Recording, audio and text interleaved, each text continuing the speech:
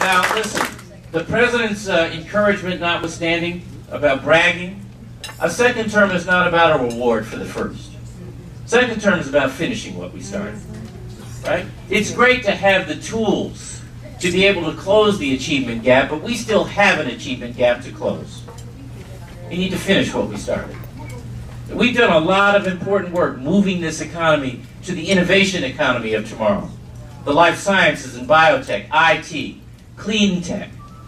Healthcare and education are growing as well. That's where those growth numbers come from. But you and I both know there's still a lot of people out of work who need opportunities in that new economy. We have to finish what we started.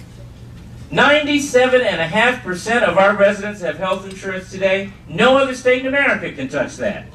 But it's still too expensive, especially for small businesses and working families. We need to finish what we started. Yes, we've done a lot of important reform work, hard votes for the legislature, which they bravely took, in some cases, unanimously.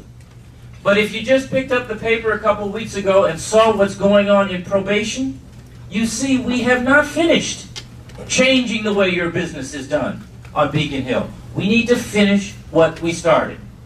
And finally, in 2006 and in 2008, in the president's campaign, we did a lot of good work, bringing new voices and new faces into the political process. But every one of us knows people who still feel on the outside looking in, as if the service we're talking about in government is not public service, but self-service. Finish what we started. And so I need your help. We need your help. And what I need, I'll ask in 3 very specific ways, beside the money. The first is be informed. Be informed.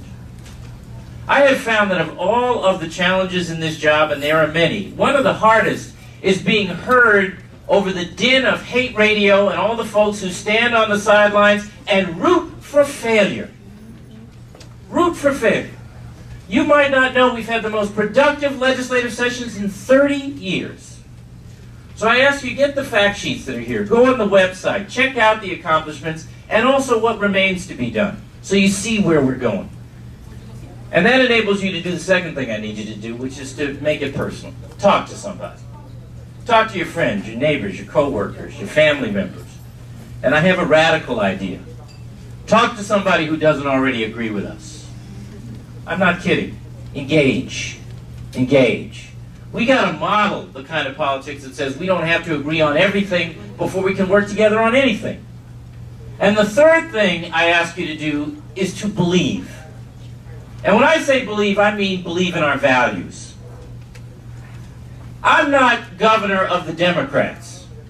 I'm not running to be governor of the Democrats, but I like Democrats. I'm a Democrat, and I'm proud to be a Democrat. But I'll say this. Sometimes it seems to me like Democrats are the first ones to believe the Republican talking points. One senator wins, one. And we've been acting like Chicken Little all over America. Now, either we believe our values or we don't. And our values don't depend on changes in the political environment. Our values are timeless. Our values tell us that government has a role to play, not in solving every problem in everybody's life, but in helping people help themselves. Yes. Our values tell us something about generational responsibility. It's different than what's on offer by the others. The idea that each of us in our time is supposed to do everything we can to leave it better for those who come behind us. That is different than the every man and woman on his or her own stuff that's being resold and repackaged by the other candidates. Those are democratic values. And if you believe those values, act like it. Act like it. Because nothing persuades like conviction. I'm going to stop, Cynthia. But I just want to be plain. No. I'm hungry too. I'm not motivated by ambition for higher or other office. I have not cut and run like a bunch of folks who had this job before when it got complicated or hard.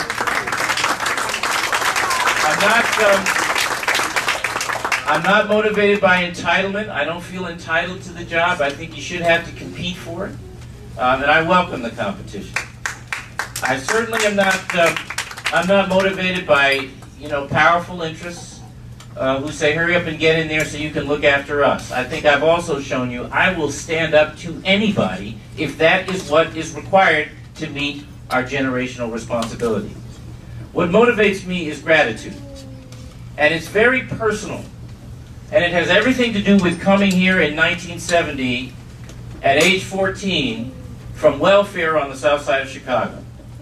And from that moment, Massachusetts people and schools and jobs and opportunities have given me blessings I could not have imagined on the south side of Chicago, and I'm grateful for that. And all I'm trying to do is to give back the same better chance I was given. That's all it is. A better school, a better job, a better future, a better community. I think a part of that is a better government. And I'm confident that if we pull together, if we inform ourselves, if we make it personal and we believe, we will win, we will deserve to win, and then we can finish what we started. Thank you all. Thank you all for what you do. I appreciate it.